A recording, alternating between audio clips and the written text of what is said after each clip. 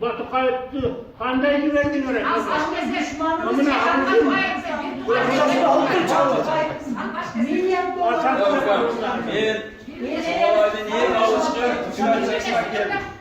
Min kilometre'den geldim. Sadece para için. Sadece para evcin oğlu. Bu Türk'ün oğlu evet. Evcin oğlu evet.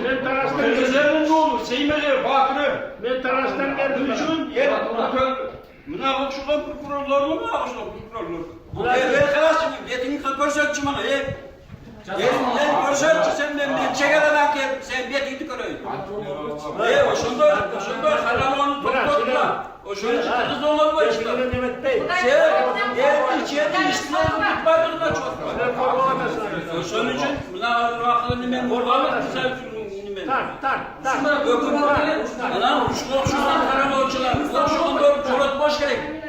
Birlikte bunlar nakısı çok bunlar. Hiç kadar Kırgızların Ardından hatta gayvay burada.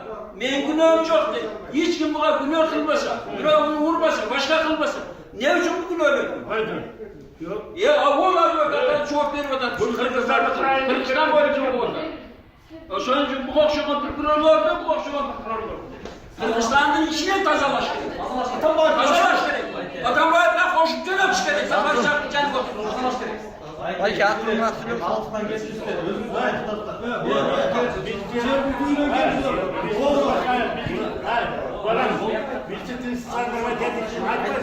Ben sadece sadece bir tane var. Vatan benim bir tuğan emez. Yenem benim bir tuğan emez.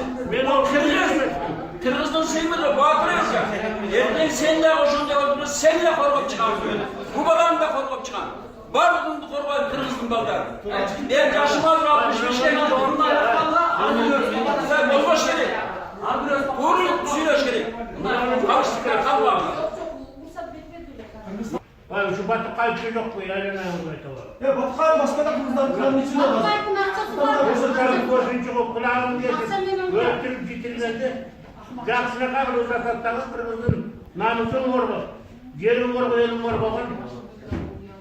Hasanatı üstü getirip kana kalıp buna okşakan itti. Çok korkma be, Orozon'un biri de. Hayır biz duvarı durarlarına etmedim. Çok yakından. Oturan yerin. Ben korkmazma, çok kudaysın mı sen bu cümle? Bu sözün başakanı. 80'deki Avuşkan'ın Ben Talas'tan geldim. Evet. O ara uzaktan karnısız kaçmasın senden. Avuşkan Turay'dı. Bu Kırgız eminin kırkı kardeşine kaldı. Ne olacak? Hangisine kaldı? Yerli kardeşine kaldı. Sen aynen. Kançadan ellerimi kardeşine kaldı. Kançadan atalarını kardeşine kaldı. Zaten çıkart ver bunu. Gözüne taşar. Bunu da koymayın. Kırgızistan cevabı için mi böyle? Cevabı da Kırgızistan. Şimdi orada